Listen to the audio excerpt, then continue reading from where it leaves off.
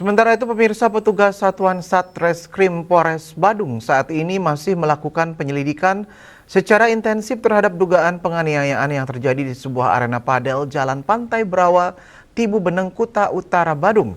Dalam peristiwa ini korban mengalami sakit pada pelipis akibat terkena pukulan raket padel.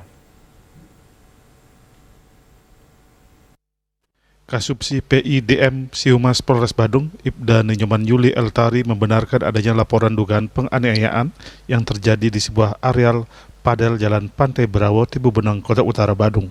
Sebagaimana yang dimaksud dalam pasal 466 atau pasal 471 Undang-Undang Nomor 1 Tahun 2023 tentang KUHP.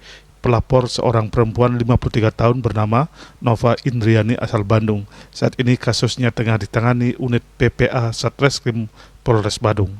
Memang benar untuk saat ini telah menerima laporan polisi dengan kasus dugaan penganiayaan yang terjadi pada hari Sabtu 11 April 2026 yang terjadi di Tibu Beneng, Kuta Utara, di mana saat ini kasusnya telah ditangani oleh Satreskrim unit PPA. Korban diduga mengalami penganiayaan yang dilakukan oleh pelaku berinisial UE, seorang perempuan kelahiran Brebes yang tinggal di Marga Tabanan. Aksi penganiayaan tersebut terjadi ketika korban menemui suaminya di areal padel. Akibat penganiayaan tersebut, korban mengalami sakit terkena raket padel. Kami berpapasan dengan mobilnya Bapak. Ketika Bapak mau masuk ke Padel Canggu, saya mau beli bubur buat anak-anak di Batu Beling.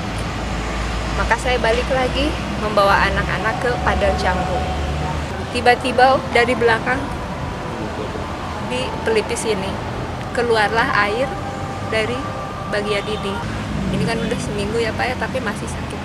Dan kami harap laporan kami segera ditindaklanjuti dan terlapor segera naik sidik menjadi tersangka. Kini Polres Badung masih mendalami kasusnya dan korban berharap kasus ini diusut secara tuntas.